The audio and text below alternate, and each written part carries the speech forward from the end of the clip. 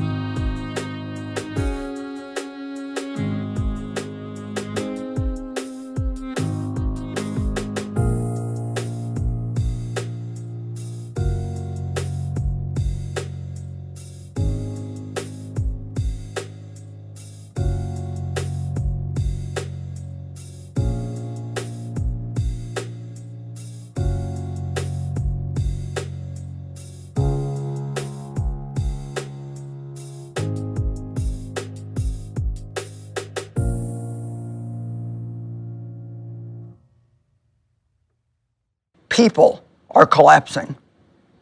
You can have mental stress, physical stress, emotional stress. Certain amount of stress we can handle, like I've said, but when it becomes excessive, that's when it becomes a problem. Being upset puts stress on your body. Worrying puts stress on your body. Being angry and full of unforgiveness puts stress on your body. But you know what? Luke 10:19 tells us that God has given us authority and power over all the power of the enemy, and nothing shall by any means harm us. In other words, every single one of us, you, me, every one of us, God has given us the power, the energy, the strength, the ability to do what He wants us to do, but He will not give us the power, the strength, and the ability to do what He doesn't want us doing. So, if you're just deciding what you want to do in life without getting the counsel of God, then you can just go ahead and do it on your own. You won't do it with God's help. But I've learned the hard way, and that's how most of us learn things. I've learned the hard way to always go to God and ask Him to help me in every single thing that I do. We're built for a normal amount of stress, but none of us are built for excessive stress. See, there was a time in my life when I didn't understand what stress was. My mother had a nervous breakdown when I was in my 20s. And for 2 years, she took shock treatments and just had all kinds of problems. She never really was the same after that. She was a sweet woman, but she just, all the extra stress in her life from my alcoholic, abusive father really took a toll on her, and she just always had all kinds of health problems because of that.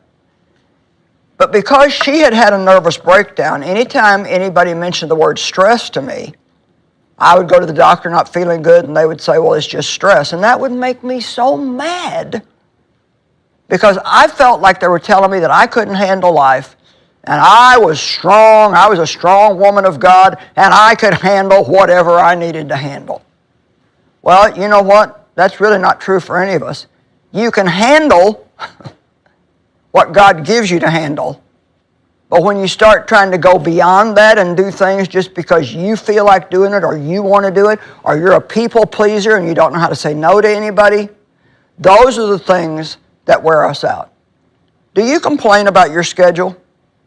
Well, I've just got too much to do. Well, did you ever think of saying no to some things?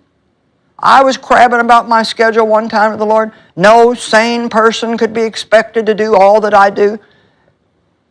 The Lord whispered in my heart and said, you make your schedule. If you don't like it, change it. And see, that's true. If you don't like all the things that you've taken on in life, then start asking yourself if you really need to do all of them. In all probability, you're doing a lot of things because other people want you to, or just because it's what you've always done, and maybe God got finished with it a long time ago and you're still doing it. Ask yourself not just what you're doing, but why you're doing what you're doing.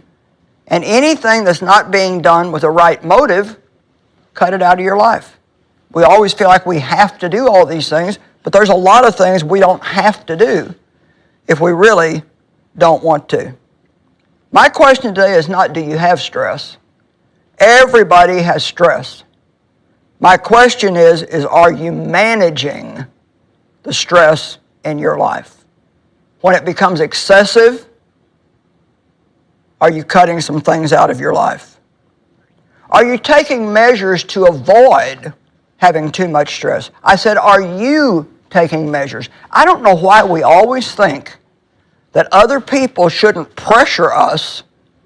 No, they shouldn't pressure us, but even more than that, we shouldn't allow them to pressure us. We're going to talk, I think, tomorrow about learning how to say no, and that's something we all need to do. You know, every time you get stressed out, your body goes through this cycle. There's a stressor. Your brain recognizes it's under stress. It says something to your pituitary gland. That affects your blood pressure.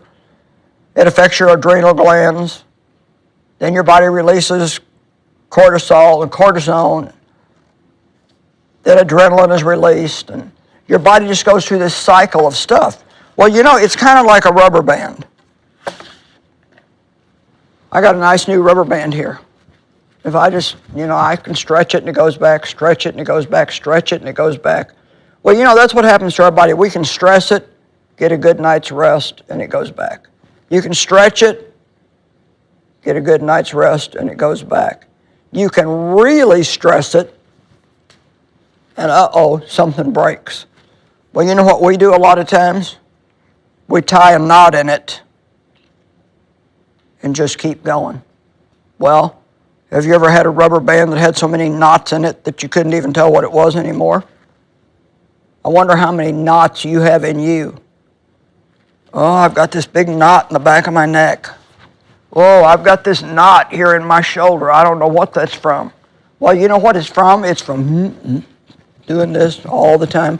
And that knot are the places where you've just tied up and tried to keep going without really eliminating some of the things that you should be eliminating in your life. Organs fail because they get exhausted.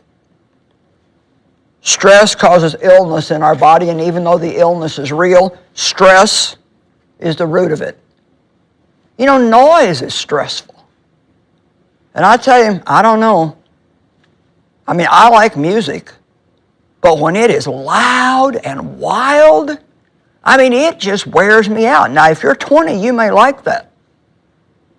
But I'll tell you, by the time you're 75, it's going to get on your nerves. And I don't think it's good for us. They say that all the high-level noise that young people listen to today even affects their hearing. We live in a very noisy world. We live in a very stressful world. You make one little tiny mistake in traffic and people are ranting and raving at you. There's so much negative talk in the world, so much complaining, and I believe all of that causes stress. And so I want to invite you today to calm down and cheer up. I think that I can prove biblically that that's the answer to most of our problems. John 14:27, Jesus said, "Peace I leave with you. My peace I give to you. Not as the world gives do I give to you. Let not your hearts be troubled, neither let them be afraid." One translation says, "Stop allowing yourselves to be upset and disturbed." And I really love that one. That's the Amplified Classic. Stop allowing yourselves to be upset and disturbed. You know, you can feel when you initially start to get upset. Let's just say that you're in a conversation with somebody and it starts to get heated. And you feel those emotions rising, rising, rising. And now the voice levels are rising. Well, you know, why not back out of it before it turns into an extremely stressful situation that's going to just absolutely wear you out? You know, everybody today just says, "Well, I've got so much stress, I've got so much stress." But my question is, what are you doing about it?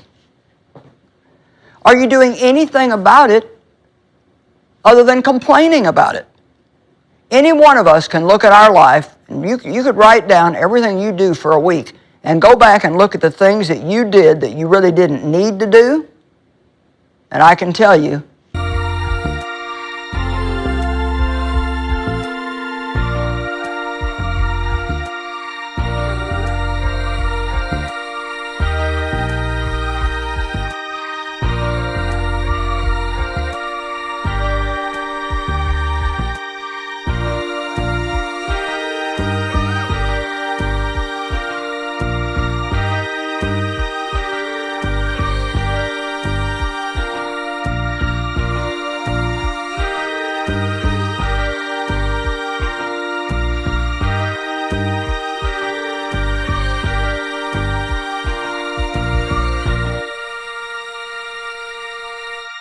it would relieve a lot of stress out of your life. If you're exhausted, perhaps it's because Jesus is not being exalted